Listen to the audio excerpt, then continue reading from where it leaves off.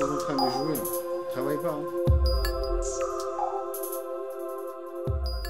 La spécificité de cette société, c'est le levé technique de bâtiments, le relevé des monuments historiques et surtout la modélisation 3D et le levé technique de par le biais de la technologie scanner 3D. En termes de matériel, nous possédons, ce qui a priori est un peu exceptionnel, 4 scanners. Donc 3 chez Leica, dont le fameux HDS 7000, le dernier né de Leica. Et nous avons également le Focus de chez Faro.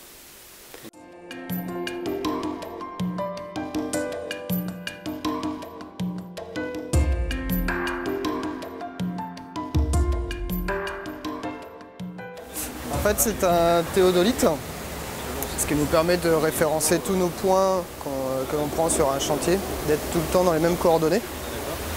Donc il fonctionne aussi bien en optique avec la lunette ou alors il fonctionne en mode laser.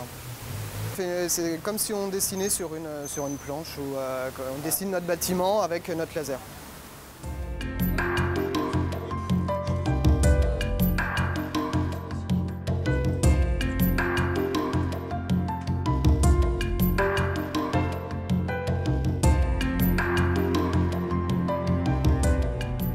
Donc un scanner 3D, c'est un appareil qui permet de relever en 3D, de créer des nuages de points selon une densité qu'on fixe nous-mêmes, selon la distance à laquelle se trouve l'élément qu'on veut mesurer ou la quantité de détails que l'on veut ramasser. Donc pour ce faire, on utilise des cibles de 2 types, des cibles noires et blanches, que l'appareil, grâce au contraste de la cible, est capable de détecter parfaitement le centre de la cible au millimètre près.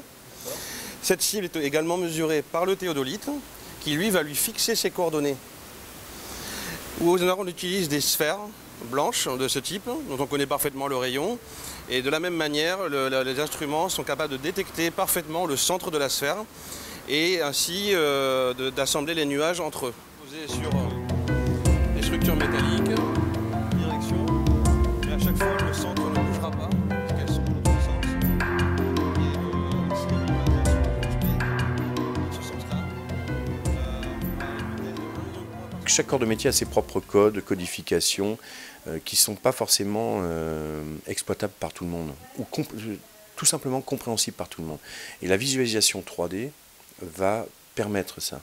C'est qu'on maîtrise, on commence à maîtriser parfaitement cette technique, tant sur le terrain qu'au bureau, que dans l'interprétation des nuages.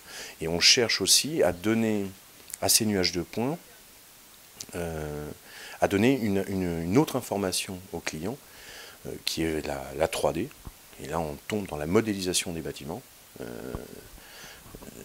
qui est, à mon avis, l'avenir du monde immobilier. La 3D va exploser littéralement. De plus en plus de commanditaires voudront de la 3D.